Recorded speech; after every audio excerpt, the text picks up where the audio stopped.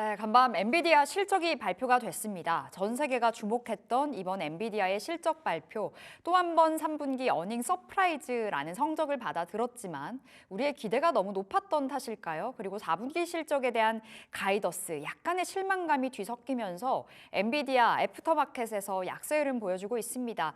오늘 국내 증시, 국내 반도체, 그리고 앞으로 AI 반도체에 대한 전략들, 전망들 어떻게 챙겨봐야 될지 오늘 그레너리 투자자문 이완수 대표 함께하겠습니다. 어서 오세요. 네, 안녕하십니까. 네, 대표님 조금 전에 새벽에 네. 엔비디아 실적이 나왔습니다. 실적 우리가 생각했던 그 이상으로 너무 좋았지만 주가 반응은 조금 아쉬웠잖아요. 네. 어떻게 보셨나요?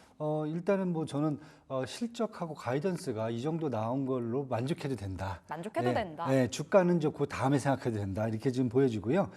왜냐하면 지금 보시면 뭐 실적을 같은 게 3분기 뭐 시장 전망치는 한 매출이 한 330억 달러 정도가 얘기됐었는데 실제 보니까 350억 달러가 나왔어요. 네. 이 정도면은 전년 동기 대비해서 94%가 증가했을 정도고요.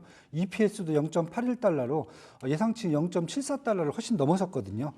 이것뿐만 아니라 가이던스 같은 경우에도 시장에서는 전망치를 한 매출을 4분기 가이던스를 한 369억 달러를 잡았는데 이쪽 이제 엔비디아 쪽에서는 375억 달러 플러스 마이너스 2% 이렇게 지금 잡아드렸거든요. 그래서 저는 이 정도면은 시장의 이제 전망치는 충분히 넘어섰다. 그러나 네. 이제 대부분 이제 그러면 주가가 좀 어제 급등을 좀 해줬어야 되지 않겠느냐 이제 그런 기대감까지 있었는데 일단 이제 엔비디아 주가는 이제 120달러 선에 있다가 지난번 다우존스 지수에 편입되면서 사실 140달러로 이제 상향 조정이 됐어요. 저는 이제 그게 실적을 이미 반영한 거다 이렇게 지금 보여지고요. 과거에 보면 엔비디아는 실적 발표하면서 이미 이제 기대감 때문에 주가는 좀 올라와 있고 그다음에 실적 발표하고 나서 좋으면 이제 그다음에 다시 레벨업되는 그런 모습을 보여줬거든요. 그래서 저는 아마 이제 실적 이 정도 나왔으면은 이제 시간이 좀 지나면서 이제 주가는 지금 이제 140달러 수준에서 한번 170달러까지로 상향 조정되지 않겠느냐 이렇게 지금 보여지고요.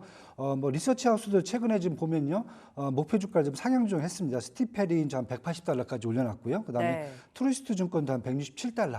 거기에다가 오펜하이머도 한 175달러 정도까지 올려놨거든요. 그렇다고 보면은 뭐 당장이 아니지만은 일단 이제 실적하고 가이던스가 반영이 된다면은 이제 조만간 한 170달러 정도 수준까지는 충분히 올라갈 수 있다. 이렇게 지금 보시면 될 것 같습니다.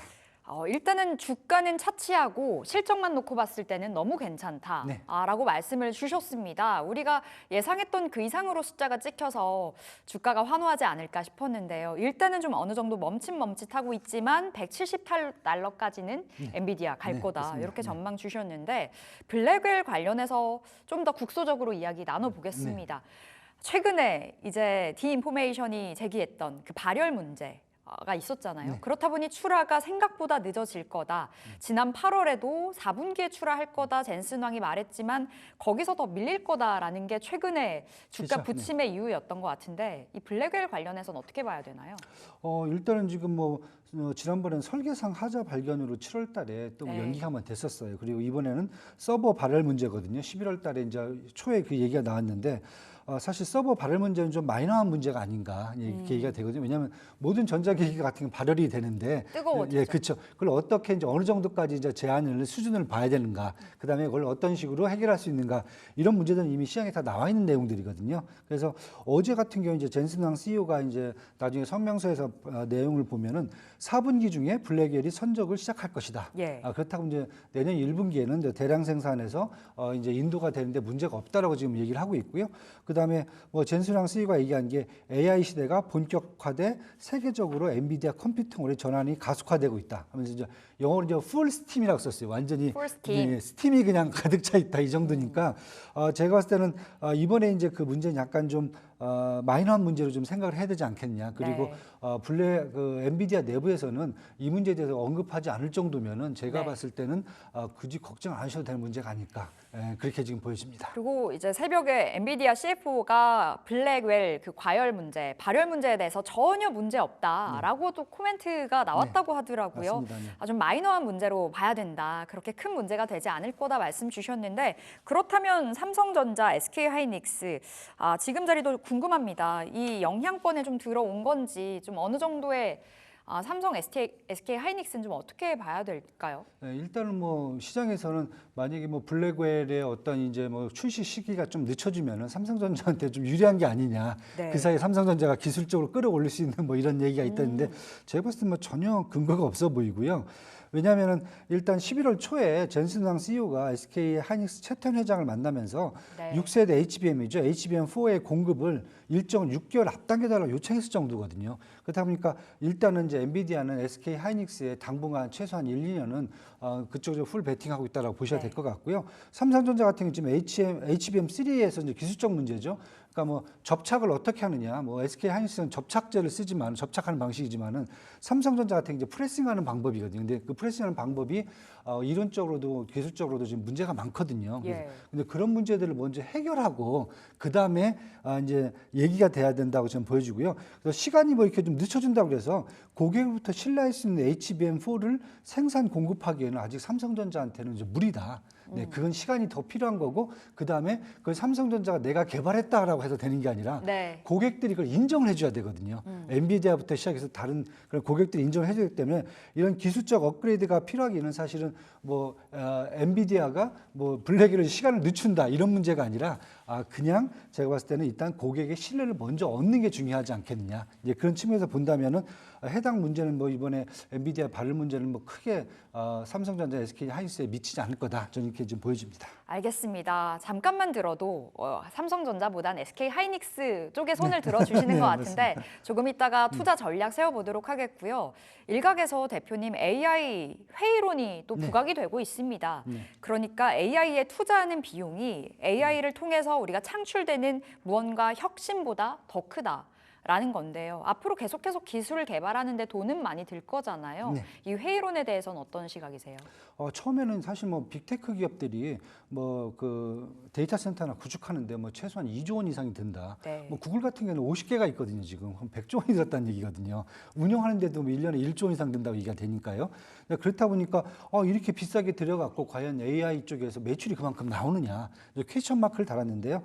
최근 같은 경우에는 이제 빅테크 기업들은 이제 그 라지 랭귀지 모델 센터 쪽을 구축하는 게 맞고요. 그 다음에 약간 돈이 자금이 딸리는 예. 이제 스몰테크 같은 기업들 같은 경우 이제 SMM 쪽이죠. 스몰 랭귀지 모델 쪽 센터 구축을 또 하는 것 쪽으로 이원화돼서 지금 나가고 있거든요. 그러니까 지금 전반적으로 AI 쪽의 어떤 그 인프라 구축은 차별화돼 갖고 거기에 수요에 맞춰서 움직이고 있기 때문에 저는 그런 걱정을 하실 필요 없을 것 같다. 네, 이제 이렇게 지금 보여지고요.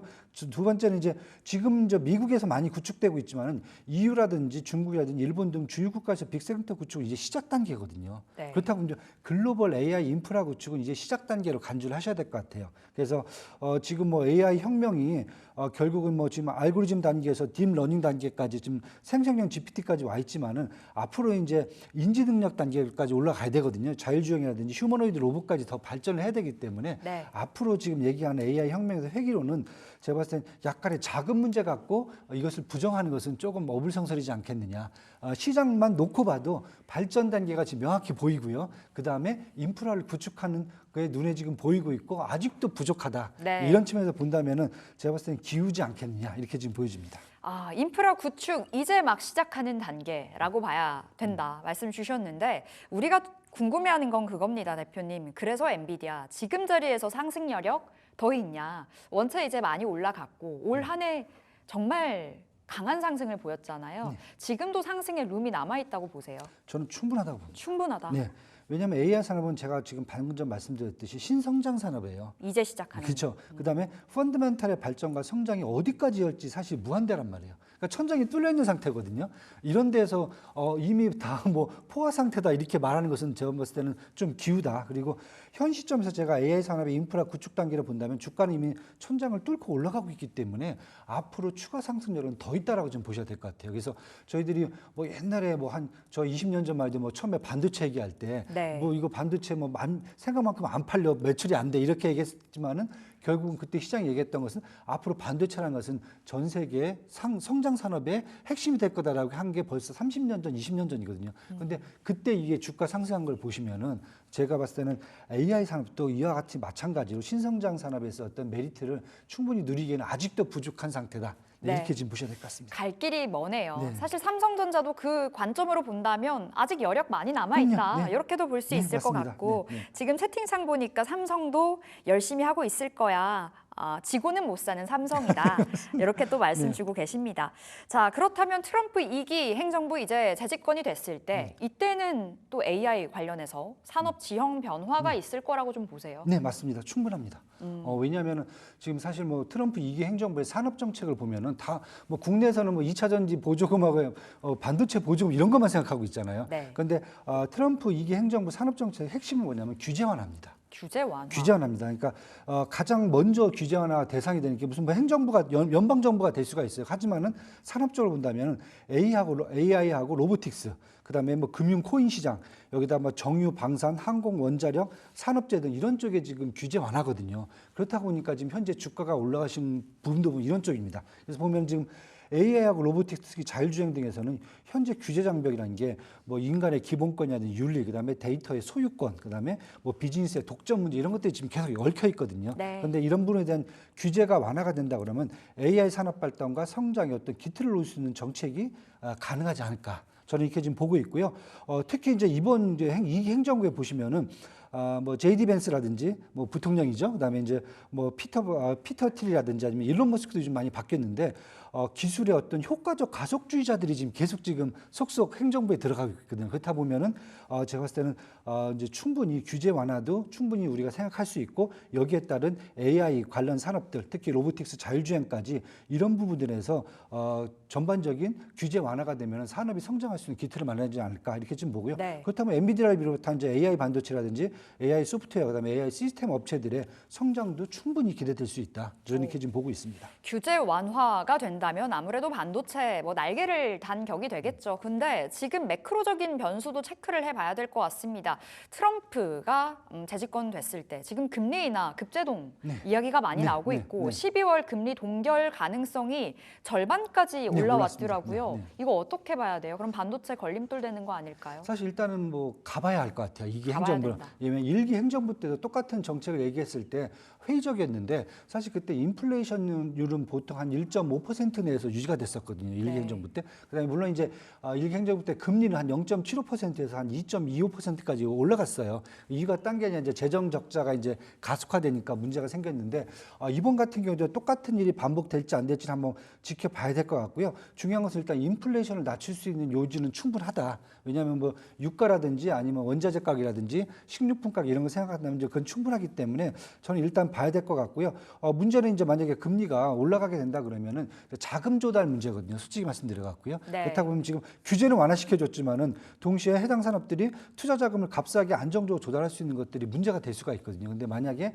그런 부분들을 이제 이 트럼프 행정부가 지원을 해준다라고 하면은 제가 봤을 때는 금리 인상도 그렇게 큰 문제가 되지는 않을 수 있다. 하지만 일단 금리 인상 문제는 자금 조달에 영향을 줄 수 있다는 것은 우리가 염두를 해둬야 될 것 같습니다. 하나의 변수이긴 한데 가봐야 된다, 뚜껑 열어봐야 안다라는 관점으로 풀어주셨는데 우리 시간이 조금 남았습니다. 삼성전자, SK하이닉스를 이야기 나눠볼게요. 네. 그래서 우리 투자 전략 어떻게 세워볼까? 오늘 삼성전자 그래도 좀 반등 나와주는데요. 지금 현 시점이요. 하이닉스는 뭐 엔비디아와의 단짝이고 어떻게 봐야 맞습니다. 되나요? 일단 뭐 SK 하이닉스는 저는 뭐 걱정할 게 없다. 걱정할 거 없다. 네, 걱정할 게 없고요. 특히 이제 제가 이제 다른 방송에서 계속 말씀드리지만은 지금 글로벌 반도체 산업의 지금 이제 흐름은 AI 상품 플러스 파운드리입니다. 예. 이쪽이 핵심이거든요. 그런데 일단 SK 하이닉스는 HBM 밸류 체인을 갖고 있기 때문에 어떻게 보면은 지금 뭐 걱정할 필요 없는 것 같고요. 그러한 그 하이엔드 제품, AI 제품에 이미 이제 올인돼 있는 상태이기 때문에 이제 문제가 네. 없을 것 같고요. 만약에 필요하다면 저는 이제 팹리스라든지 파운드리 쪽으로 기술과 영역을 좀 확대하는 게 필요하다. 그럼 TSMC랑 손잡고 있잖아요. 네, 그렇죠. 있긴 한데 아직까지 부족하죠. 부족하다. 네. 그래서 SK 하이닉스가 자체적으로 팹리스하고 파운드리를 좀 더 키워갖고 결국은 이제 지금 이제 HBM에서 만족하지 말고 좀 더 키워가는 방법이 예. 필요할 것 같고요. 삼성전자는 지금 제가 이제 계속 말씀드리지만은 외국인 매도세가 지속돼요. 뭐 10조 원 그 자사주 매입 얘기 나오는데도 결국 외국인들 매도세 매도세가 나왔거든요. 그렇다고 보면은 핵심은 그겁니다. 외국인 매도세를 멈춘다는 것은 지금 시장에서 원하는 구조조정안을 내놔야 돼요. 왜냐하면 삼성전자 같은 경우는 두 가지 다거든요. 기술적으로 아니 경영적으로 지금 반도체 글로벌 반도체 산업의 흐름에서 벗어나 있거든요. 네. HBM도 제대로 못 만들고 파운드리도 지금 뭐 TSMC는 워낙 많이 지금 격차가 벌어졌고요. 그렇다고 보면 어떻게 보면 지금 나중에 좀 약간 회의적으로 얘기한 분들은 이러다 삼성전자가 가전제품 회사가 되는 게 아니냐. 아니면은 삼성전자가 인텔 꼴이 날 수도 있다. 뭐 이런 얘기가 막 돌고 있거든요. 그렇기 때문에 중요한 것은 외국인들이 그것 때문에 지금 파는 겁니다. 재무제표가 아니라. 그렇다고 보면은 삼성전자 일단 시장이 원하는 구조조정안, 뭐 인력 감축 단순하게 하는 문제가 아니라 네. 기술을 어떻게 끌어올리고 경영적으로 어떻게 해결할 건 이런 문제들을 제시를 해줘야 제가 봤을 때는 그때야 가서야 이제 외국인들 매도세가 좀 스톱이 되면서 주가가 바닥을 다질 수 있지 않겠느냐 이런 측면에서 본다면 삼성전자는 지금 뭐 엔비디아를 쳐다봐야 될 상황이 아니라 예. 구조조정을 먼저 해야 된다. 저는 이제 그렇게 보고 있습니다. 알겠습니다. 그냥 이번에 10조 원의 자사주 매입은 단기적인 처방전인 것 같고 결국엔 기술력으로 좀 증명을 해줘야 된다라는 관점으로 말씀을 주셨습니다. 추가로 SK하이닉스는 걱정하지 말자 이렇게 답변을 받아봤고요. 자, 여기서 우리 인사드리도록 하겠습니다. 오늘 그래너리 투자자문 이원수 대표 함께했습니다. 말씀 고맙습니다. 네, 감사합니다.